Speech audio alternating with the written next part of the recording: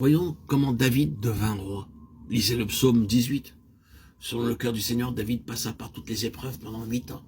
Dans le psaume 18,6, il dit « Les liens du sépulcre m'avaient entouré, les filets de la mort m'avaient surpris. » Et dans le verset 7, « Dans ma détresse, j'ai invoqué l'Éternel, j'ai crié à mon Dieu de son palais. Il a entendu ma voix et mon cri est parvenu devant lui à son oreille. »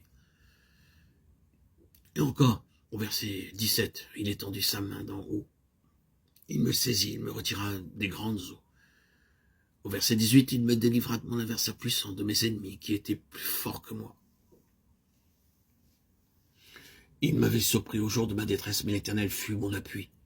Il m'a mis au large et m'a sauvé parce qu'il m'aime. Avant que David ne devienne roi, Dieu l'avait choisi, 1 Samuel 16. Mais ce n'est qu'après 8 années de souffrance, d'affliction et de pire épreuve qu'il devint un bon roi. Oui, après 8 années d'épreuve. Vous ne pouvez pas devenir un roi céleste sans souffrance. Ainsi, lorsque Jean vit le trône, il put dire « Maintenant, Seigneur, je sais pourquoi ces gens d'Éphèse, de Smyrne et de Pergame souffrent.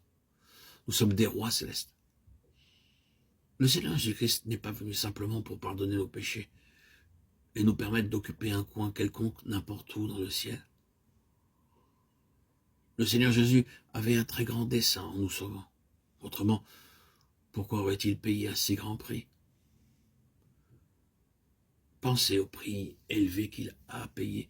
Dans Hébreux 1, 2, 3, il dit « Dieu, dans ces derniers temps, nous a parlé par le Fils, qu'il a établi, héritier de toutes choses, par lequel il a aussi créé le monde, et qui, étant le reflet de sa gloire et l'empreinte de sa personne, et soutenant toutes choses par sa parole puissante, a fait la purification des péchés, et s'est assis à la droite de la majesté divine dans les lieux très hauts. » L'expression « les mondes » signifie que la terre sur laquelle nous vivons, toutes les étoiles et les planètes furent créées par la parole du Seigneur Jésus-Christ. Uniquement par sa parole.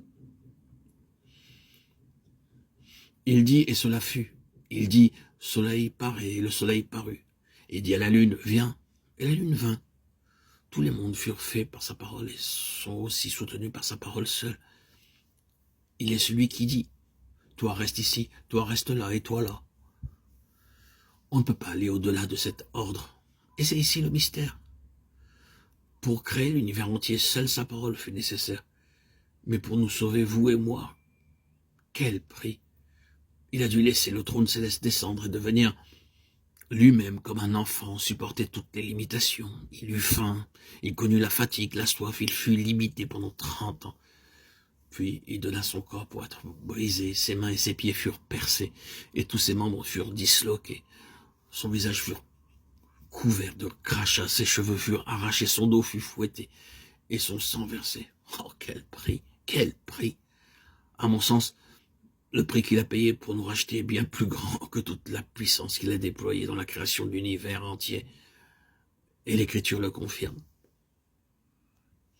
Le Seigneur a payé un si grand prix pour nous sauver. Mais pensez-vous pas qu'il n'avait pas un but en nous sauvant?